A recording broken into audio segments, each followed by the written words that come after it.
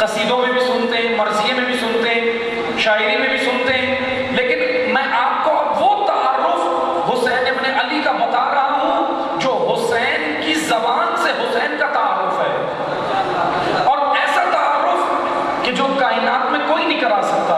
جو تعارف امام حسین خود اپنا کرا سکتے ہیں وہ کوئی دوسرا تو نہیں کرا سکتا۔ اب آپ توجہ کریں، عزیز زمان، امام حسین علیہ السلام نے کہا کہ سن، تو کس سے کس کی بیعت کا مطالبہ کر رہا ہے؟ انا معدن الرسالہ، معدن، میں الفاظ کی وضاحت کر دوں تاکہ یہ جو بچے بیٹھے ہیں اور یہ جوانان، بزرگان جانتے ہیں، بزرگ الحمدللہ جانتے ہیں، میں یہ جوانان اور بچے بیٹھے ہیں ان کے لیے وضاحت کر رہا ہوں تاکہ ہمیں معلوم ہو کہ ہمارے مولا جو خطاب کر رہے ہیں۔ اب آپ مجھے ایک بات بتائیں، مولا کی زبان ہمیں آنی چاہیے یا نہیں آنی چاہیے؟ ابھی حکومت پاکستان اگر اعلان کرے کہ جی ہم آپ کو نوکریاں دیں گے، سب چائنیز سیکھو، سیکھیں گے چائنیز؟ رش لگ جائے گا، کتنا رش لگ جائے گا؟ کہیں گے ہم نوکری جب دیں گے جب آپ سب چائنا کی زبان سیکھو، سب سیکھ لیں گے۔ یا اگر اعلان کر دیں سب جرمنی کی زبان سیکھو، سب انگلش سیکھو، تو سب سیکھیں گے۔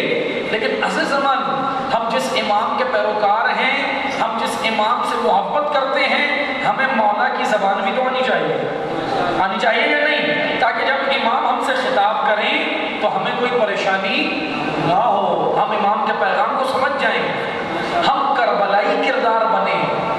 فرق ہے کوفہ کے کردار میں اور کربلا کے کردار میں، فرق ہے۔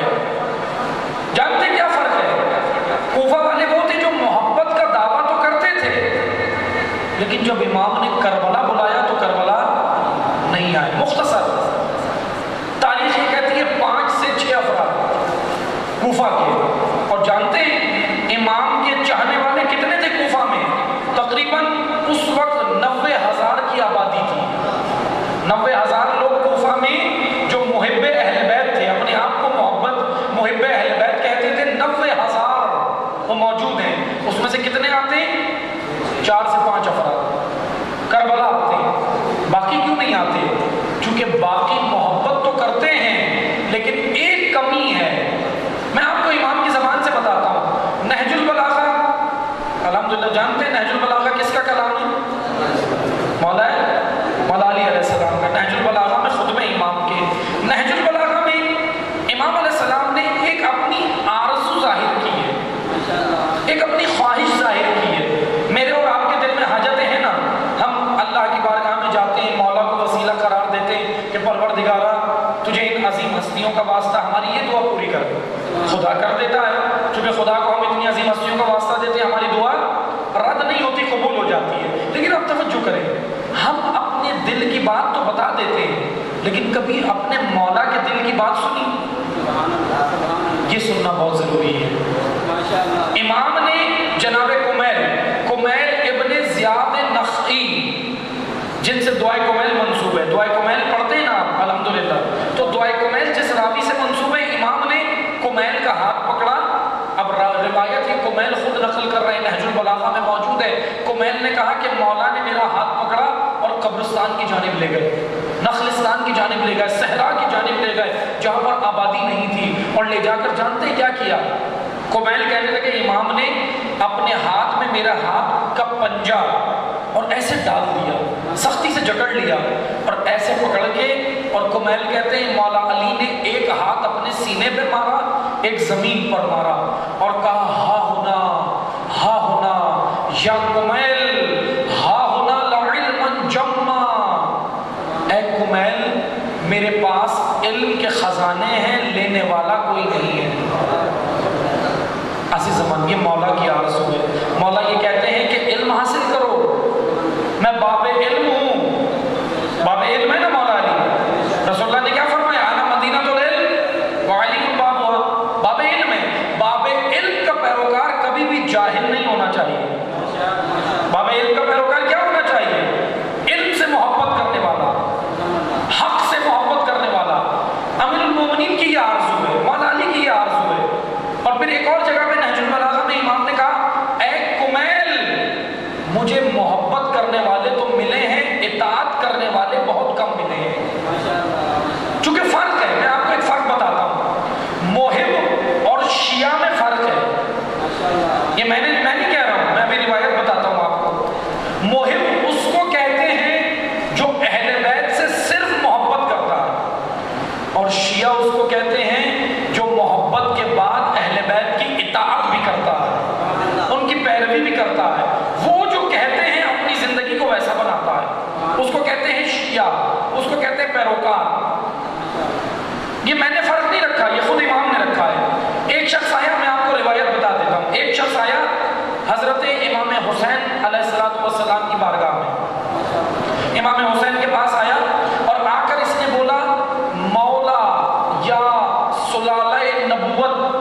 اے فرزند رسول انا من شیعتکم. اب توجہ سے سنیں، خدا نہ کرے ایسا نہ ہو کہ میں اور آپ بھی ایسے دعویٰ کریں اور امام ہمیں بھی یہ جواب دیں.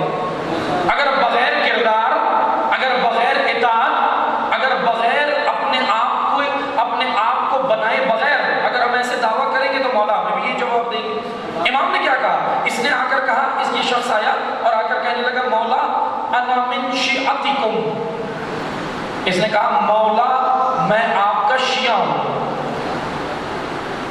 اب ماشاءاللہ ہم تو سب ہیں نا، کوئی آ کر اگر دعویٰ کرتے میں شیعہ ہوں، ہم کہتے ہیں ٹھیک ہے مان لیتے. لیکن امام حسین نے نہیں مانی، امام نے مانے. امام نے کہا، جواب کیا دیا؟ آپ جواب سنیں. اس نے کہا انا من شیعتکم، میں آپ کا شیعہ ہوں. امام نے کہا اتق اللہ، اللہ سے ڈر. جیسے میں آپ کو مثال دوں، ابھی یہ مجمع بیٹھا ہوا ہے، ایک محاورتاً گفتگو ہوتی ہے اردو میں، چند محاورے ہیں. جیسے میں آپ کو ایک بتاتا ہوں، مثال کے طور پہ یہ مجمع بیٹھا ہے، اس میں سے کوئی کھڑا ہو اور کھڑا ہو کے بولے کہ میں عالم ہوں. آپ کیا کہیں گے اسے؟ بھائی اللہ کا خوف کھاؤ، بھائی اللہ سے ڈرو، کہیں گے نا آپ؟ کیوں؟ اس لیے کہ آپ کہیں گے کہ آپ تو کسی مدرسے میں بھی نہیں گئے پڑھنے، آپ تو کسی حوزے میں بھی نہیں گئے پڑھنے، آپ کیسے عالم بن گئے؟ آپ یہ کہیں گے نا. یعنی آپ نے علم حاصل نہیں کیا، بغیر علم کے عالم کیسے بن گئے؟ تو آپ کیا جواب دیں گے جب وہ انسان جو عالم نہیں ہے اور یہ کہے کہ میں عالم ہوں؟ تو آپ کیا کہیں گے؟ بھائی اللہ کا خوف کھاؤ، اللہ سے ڈرو. امام حسین نے یہی جواب دیا جب اس نے کہا انا من شیعتکم. امام نے کہا اتق اللہ، اللہ سے ڈرو. تم جو دعویٰ کر رہے ہو وہ بہت بڑا دعویٰ ہے، وہ عام دعویٰ نہیں ہے، وہ بہت بڑا دعویٰ ہے. کہا مولا مجھ سے کوئی غلطی ہو گئی. اس نے ہاتھ جوڑے. امام نے کہا اچھا یہ بتاؤ، تم جو کہہ رہے ہو کہ میں آپ کا شیعہ ہوں، آپ یہ بتاؤ آپ کے اندر شیعہ والی صفت کیا ہے؟ شیعہ والی کوئی صفت ہے؟ اس نے بولا کہ مولا میں یہ کرتا ہوں زیادہ سے زیادہ، آپ جب غمگین ہوتے ہیں میں بھی غمگین ہو جاتا ہوں، آپ کی غم میں غم مناتا ہوں، آپ جب خوش ہوتے ہیں میں بھی خوش ہو جاتا ہوں. امام نے کہا ابھی بھی تو شیعہ نہیں بنا، بلکہ تو اب ہمارا محب بنا ہے. یعنی ابھی صرف ہمارا محب بنا ہے. پھر امام نے ایک بہت لمبی روایت ہے، امام نے شیعہ کی صفات بتانا شروع کی اور کہا کہ سن، اگر تو واقعاً شیعہ بننا چاہتا ہے تو یہ جو میں کلام بتا رہا ہوں یہ ساری صفات تیرے اندر ہونی چاہیے، تب تو یہ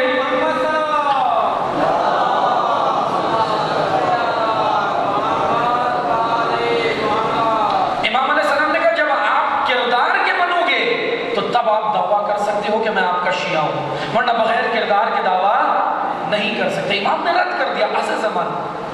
اب آپ توجہ کریں، ایسے ہی افراد مولا علی کو ملے. مولا علی بہت مظلوم امام ہے. جانتے ہیں کیوں؟ علی اتنے مظلوم ہیں کہ علی جس درجے کا امام ہے ایسے پیروکار مولا کو نہیں ملے.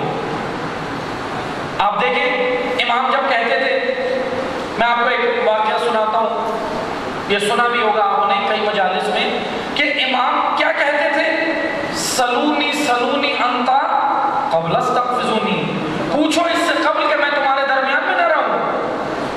علی جیسا امام، اتنا عالی امام، اتنا افضل امام، تشیع کو یہ اعزاز حاصل ہے کہ جیسا امام شیعہ کے پاس ہے ایسا کسی کے پاس نہیں ہے. اتنا افضل امام جس کو آپ پہلا امام مانتے ہیں مولا علی کو، ایسا ہم اللہ امام کسی کے بھی پاس نہیں ہے. یہ میں ایسی دعویٰ نہیں کر رہا ہوں کہ میں بھی شیعہ ہوں اس لیے بول رہا ہوں نا، بلکہ تاریخ پڑھیں، کردار دیکھیں. میں آپ کو ایک مثال دیتا ہوں، مولا علی کی فضیلت کے حوالے سے ایک مثال دیتا ہوں. اہل سنت کے بہت عظیم عالم ہیں ابن اسیر، دو بھائی ہیں ابن کثیر اور ابن اسیر. ابن اسیر وہ ہیں جنہوں نے نہج البلاغہ کی تشریح کی ہے، نہج البلاغہ کے خطبوں کی تشریح کی ہے. ابن اسیر کے یہ جملے ہیں، میرے نہیں ہیں. اب توجہ سے سننے، ابن اسیر کیا کہتے ہیں؟ ابن اسیر کہتے ہیں علی ایسا مرد ہے جو مجھے ہر میدان میں پہلے نمبر پر نظر آتا ہے.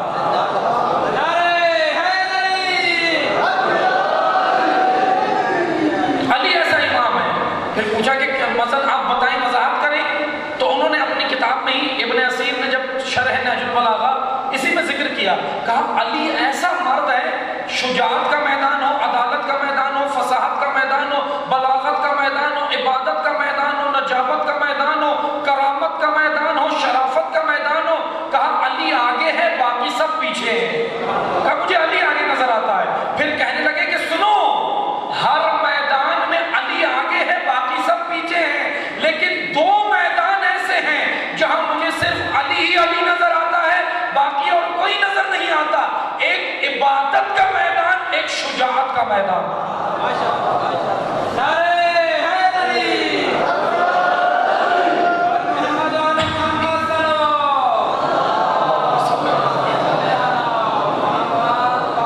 یہ ابن اسیر کہہ رہے ہیں کہ مجھے دو میدان میں علی کے علاوہ اور کوئی مرد دکھائی نہیں دیتا۔ اور آپ دیکھ سکتے ہیں علم کے میدان میں، آپ مولا علی کو دیکھیں کیا کہہ رہے ہیں، سلونی سلونی انتا قبل استغفرونی، پوچھو مجھ سے اس سے قبل میں تمہارے درمیان میں نہ رہوں۔ لیکن احمق لوگ تھے، بے وقوف تھے، جانتے کیا پوچھتے ہیں، علی جیسے امام سے کیا پوچھتے ہیں، مولا یہ بتائیں میری داڑھی میں بال کتنے، میرے سر پہ پگڑی باندھی، عرب پگڑی باندھتے تھے، کہتے مولا یہ بتائیں میری پگڑی میں پیچ کتنے، یہ بتائیں میں آج کھاؤں گا کیا، میں آج پیوں گا کیا، میں آج سوؤں گا کس کروٹ پہ۔ میں آپ کو ایک واقعہ بتاتا ہوں، یہ ایک شخص تھا جو یہ چاہتا تھا، اب آپ توجہ کریں، جیسے میں نے شروع میں جملہ کہا نا، جس کو اللہ عزت دے اسے کوئی ذلیل نہیں کر سکتا، ایسے ہی بعض لوگ آ کے بیٹھ جاتے تھے اور کوشش یہ کرتے تھے کہ مولا علی کو نیچا دکھائیں۔ اب ایک شخص آیا، آ کر کہنے لگا مولا یہ بتائیں میں آج کھاؤں گا کیا، مولا علی نے سوال کیا، کہتا ہے میں آج کھاؤں گا کیا، امام نے کہا تم دودھ چاول کھاؤ گے۔ دودھ چاول اردو میں ہم اسے کہتے ہیں کھیر، وہ مکس کر کے جو پکاتے ہیں دودھ چاول کی، اب آپ کی زبان میں کیا کہتے ہیں مجھے نہیں معلوم، کھیر ہی کہتے ہیں، بہرحال ٹھیک ہے کھیر کہتے ہیں۔ امام نے بار کہہ تاریخ میں دو تین چیزیں ذکر ہوئیں، کسی میں یہی ذکر کیا کہ دودھ چاول مکس کر کے، کسی میں کہا خالی چاول، امام نے اس کو یہ کہہ دیا، مثلا چلے مان لیتے جو بھی تھا وہ غذا پہ نہیں جائیں، اصل ہدف کی طرف آئے، امام نے کہا تم دودھ چاول کھاؤ گے، برابر میں بیٹھا تھا اس کے کونی ماری اور کہا آج دودھ چاول ہی نہیں کھاؤں گا، اس نے کہا آج میں دودھ چاول ہی نہیں کھاؤں گا، وہ بھی کہنے لگا کہ ٹھیک ہے چلو دیکھتے ہیں، چلا گیا باہر، چلا گیا اٹھ کے گھر گیا، اپنی زوجہ کو بولا، اپنی بیوی کو بولا کہ لاؤ میں کھانا لے آؤ، کیا پکایا، بیوی نے بولا دودھ چاول، گھر میں دودھ چاول پکے، اب یہ پریشان ہو گیا، اس نے بولا کہ اگر دودھ چاول کھا لیے تو کل مسجد کوفہ میں بے عزتی ہوگی، علی کو کیا جواب دوں گا، میری تو ٹھن گئی ہے مولا علی سے، ٹھن گئی ہے کہ میں دودھ چاول نہیں کھاؤں گا، علی نے جو کہا ہے وہ نہیں کھاؤں گا۔ بار کیا اس نے کہا کہ میں بہرحال کیا کروں، پھر کہنے لگا کہ اپنی زوجہ کو بولا جاؤ معلوم کرو اڑوس پڑوس میں محلے میں کہ وہاں کیا پکا ہے، مجھے دودھ چاول نہیں کھانے کچھ اور لے آؤ۔ زوجہ گئی بیچاری معلوم کیا، اس نے ادھر ادھر واپس آئی، کہا کہ کیا لائی ہو، کہا پورے محلے میں دودھ چاول پکے، پورے علاقے میں دودھ چاول پکے۔ بار کیا اس نے بولا یہ تو کھانا ہی نہیں ہے مجھے، ورنہ مولا علی سچے ثابت ہو جائیں گے، علی سچے ہو جائیں گے، میں جھوٹا ہو جاؤں گا۔ بار کیا اس نے کیا کیا، یہ چلا گیا کوفہ سے باہر ایک شاہراہ، جیسے ہائی وے ہوتا ہے شہروں کو جوڑنے کے لیے ہائی وے ہوتا ہے، یہ شاہراہ کے اوپر چلا گیا اور یہ انتظار کرنے لگا کہ کوئی قافلے گزریں گے انہیں سے پوچھ لوں گا۔ بار کیا تھوڑی دیر بعد ایک قافلہ نظر آیا، چند اونٹ نظر آئے جس پر ایک قافلہ گزر رہا تھا مسافروں کا، اس نے بولا روکا قافلے کو، کہنے لگا بھائی میں ذرا بھوکا ہوں، آپ لوگوں کے پاس کھانے کو کچھ ہے تو دے دو، انہوں نے بولا بالکل ہم دیں گے، اور پھر انہوں نے بولا کہ سنو ہمارے ایک رواج ہے، وہ جو قافلہ جا رہا تھا انہوں نے بولا ہمارے ایک رواج ہے، اور رواج یہ ہے کہ مہمان اگر ہم سے کوئی کھانے کا پوچھ لے پھر ہم اس کو زبردستی کھلاتے ہیں، اگر وہ نہ بھی کھائے پھر ہم اس کو کھلاتے بھی ہیں۔ باہر کیا اس نے بولا ٹھیک ہے بھوک تو ہے مجھے بتاؤ کیا ہے، انہوں نے بولا آج ہمارے قافلے میں دودھ چاول پکے۔ اب یہ پھنس گیا، اس نے بولا کہ نہ مجھے نہیں کھانے، اس نے منع کیا، لیکن انہوں نے پکڑا اور اس کو مار مار کے کھلایا، مار مار کے کھلایا۔ اگلے دن آ گیا مسجد کوفہ میں، آ کر بیٹھا ہے، پیچھے مجمع میں بیٹھا تھا، امام جب واعظ و نصیحت کر چکے، خطبہ دے چکے، پوچھا کہ آپ بتاؤ آپ نے کل کیا کھایا، تو کہتا ہے مولا دودھ چاول کھائے، سارے مجمع میں۔ امام نے کہا جھوٹ بولتا ہے، دودھ چاول بھی کھائے اور مار بھی کھائی۔ کہا اگر علی کی مانتا تو خالی دودھ چاول کھاتا، مار نہیں کھاتا۔ یا تو نے علی کی نہیں مانی؟ عزیز زمان میں بیان یہ کر رہا ہوں، اس طرح کے لوگ تھے۔ امام کہہ رہے مجھ سے پوچھو، سلونی سلونی انت قبل استغفرونی، میں آپ کو وہاں لے جاؤں جہاں کے لیے اللہ نے مجھے بھیجا ہے۔ لیکن لوگ سوال نہیں کیا۔ یہ افسوس ہے کہ مولا علی جیسا امام اس لیول کے سوال نہیں ہوتے۔ سوال کیا ہوتے ہیں؟ یہ اس طرح میں آج کھاؤں گا کیا، میں آج پیوں گا کیا، میری داڑھی میں کتنے بال ہیں۔ یہ عجیب سوال ہے۔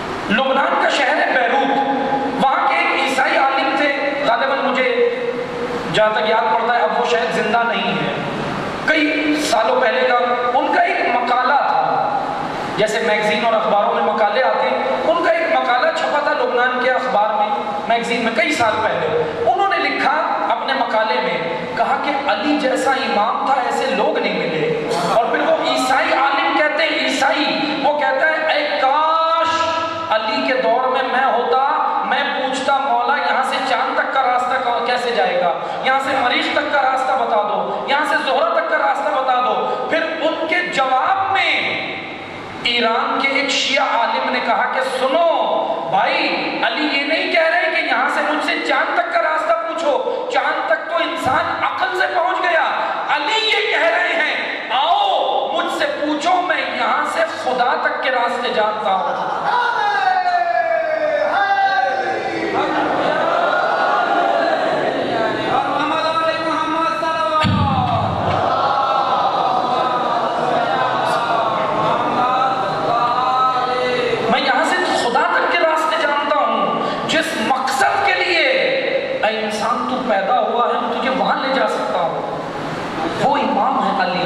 لیکن عزیز زمان افسوس کا مقام ہے، مولا کی بھی تو آرزو ہے، ہماری آرزو ہے نا، ہم جاتے ہیں مولا کی بارگاہ میں، مولا بچے چاہیے، مولا یہ چاہیے، مولا وہ چاہیے، کرتے نا، کہتے نا امام کی بارگاہ میں، لیکن کبھی ایک لحظے کے لیے مولا کی آواز بھی سنو۔ امام کو بھی تو ہم سے کچھ چاہیے نہیں چاہیے؟ امام کو صرف ایک ہی چیز چاہیے کہ جو میں ذمہ داریاں دے رہا ہوں وہ اپنے کاندھوں پر اٹھاؤ اور فقط محب نہیں رہو، میرے شیعہ و پیروکار بن جاؤ، میرے اطاعت کرنے والے بن جاؤ، میں جو ذمہ داریاں دے رہا ہوں وہ لو۔ عزیز زمان یہی المیہ ہوا، کیوں کربلا جیسا واقعہ ہو گیا، کیوں امام حسین مدینہ چھوڑ رہے ہیں؟ مدینے والے حسین ابن علی کی قدر نہیں جانتے۔ امام نے کہا انا معدن الرسالہ، میں کون ہوں؟ میں رسالت کی معدن ہوں۔ معدن عربی زبان میں کہتے ہیں اس کان کو، کان سمجھتے نا جہاں سے معدنیات نکلتی ہیں، وہ بنیاد، وہ خزینہ یا وہ چشمہ جہاں سے پانی پھوٹتا ہے، نکلتا ہے، معدن اس کو کہتے ہیں عربی زبان میں۔ کانے، لوہے کی کانیں ہوتی ہیں، سونے کی کانیں ہوتی ہیں، معدنیات، اور الحمدللہ پاکستان معدنیات ہیں، لیکن ملک احمقوں کے ہاتھ میں، اس لیے یہ کچھ بھی نہیں نکالتے، یہ عوام کو ہی بے وقوف بنا رہے ہیں۔ اس لیے عرض یہ کرنا ہے، ورنہ پاکستان الحمدللہ پاکستان کی معیشت کوئی خطرے میں نہیں ہے۔ تین چیزیں معیشت کو چاہیے، زراعت، صنعت اور ٹریڈنگ، کاروبار، یہ تینوں چیزیں، یہ تینوں نعمتیں اللہ نے پاک سرزمین کو دی ہیں، لیکن ہے جن کے ہاتھوں میں یہ احمق ہیں، افسوس کا مقام ہے، جن کے ہاتھوں میں مملکت چلی گئی ہے، یہ نہیں چاہتے کہ ملک ترقی کرے، ورنہ الحمدللہ پاکستان کی کوئی معیشت کو بھی خطرہ نہیں ہے۔ یہ تو عالمی دباؤ کی وجہ سے عوام کے اوپر پریشر ڈالتے ہیں، ورنہ پاکستان میں زراعت کی کمی نہیں ہے۔ پنجاب سندھ کی زمینیں زراعت سے مالا مال ہیں، زراعت ہے، صنعتیں موجود ہیں، بلوچستان گیس سے بھری ہوئی زمین ہے، مالا مال، انکشافات ہوئے ہیں۔ اور میں ماہرین کے بقول آپ کو بتاؤں، بعض جو ماہرین ہیں، یہ جو کراچی کے اوپر ساحل ہے، ساحل سمندر ہے نا، ساحل کراچی اور گوادر کا جتنا سمندر ہے، یہ بات میں ماہرین کا بتا رہا ہوں۔ آپ مثلا پاکستانیوں کا بھی سب سے بڑا غم کیا ہے؟ لوڈ شیڈنگ ہے نا، بجلی کا غم، یہ بجلی چلی جاتی ہے، اتنا مسائل ہے، لیکن میں آپ کو ایک ماہرین کے بقول بتاتا ہوں، پھر انشاءاللہ ہم خطبے کی طرف آئیں گے۔ ماہرین ان کے بقول یہ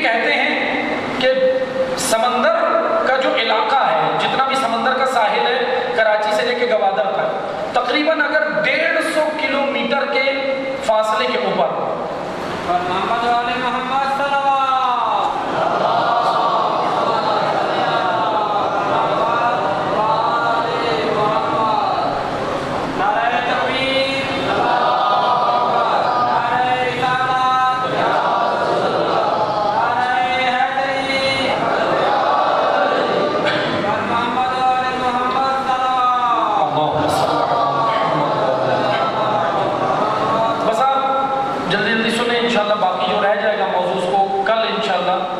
करेंगे अल्लाह की तौफीक से इंशाअल्लाह। आप तवज्जो करें, माहिरीन ये कहते हैं कि जो साहिल है कराची से लेकर गवादर तक, अगर 150 किलोमीटर साहिल के ऊपर, चूंकि होता ये है हवा की एक ठंडा प्रेशर आता है, एक ठंडी हवा होती है और एक गर्म होती है। गर्म हवाएं जब आती हैं तो गर्म हवाएं जब समंदर से चलती हैं तो वो अपना चलने के बाद फिर उसके बाद उठती हैं ऊपर की जानिब, और जब ये गर्म हवा ऊपर की जानिब उठती है तो फिर समंदर पीछे से ठंडी हवा फेंकता है। ये अल्लाह का निज़ाम है, कुदरत का सिस्टम देखें। जब गर्म हवा ऊपर उठती है, चूंकि गर्म हवा नीचे नहीं रहती, उसकी कशिश ये है कि वो ऊपर की जानिब उठती है। गर्म हवा जब समंदर से आती है पहले गर्म आती है, और ये पूरे समंदर के साहिल पर ये अमल रहता है, पूरे 12 महीने रहता है, किसी खास मौसम में नहीं है। जब तक समंदर है ये अमल रहेगा। पाकिस्तान मालामाल मुल्क है, समंदर जैसी नेमत भी है, बाज़ मुल्क तो महरूम है इससे, समंदर जैसी नेमत से। अब जब गर्म हवा आती है तो ये बीच में गैप छोड़ती है, फासला डालती है, रखना डालती है फासला, और वो ऊपर चली जाती है। फिर पीछे से ठंडी हवा उसको गैप को फिल कर देती है, उसको पूरा कर देती है, और आकर फिर क्या करती है, अगर ये ना हो, अगर ये गर्म और ठंडी हवा का ना हो प्रेशर, तो कराची के अंदर ऑक्सीजन ही नहीं होगी, लोग जिंदा नहीं रह सकते। समंदर के इलाके में लोग जिंदा नहीं रह सकते अगर ये अमल हवा का ना हो।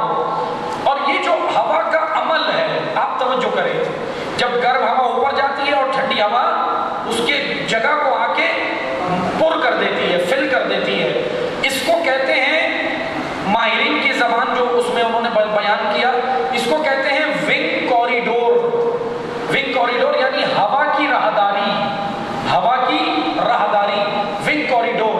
माहिरीन ये कहते हैं कि पाकिस्तान को इस वक्त 24 लाख मेगावाट बिजली की ज़रूरत है, और सिर्फ कराची के समंदर पे अगर विंग कॉरिडोर लगा दिए जाएं जो गर्म और ठंडी हवा का प्रेशर बनाएं, उससे 24 लाख मेगावाट बिजली सिर्फ कराची के साहिल से तैयार हो सकती है। क्यों नहीं करते? करेंगे नहीं।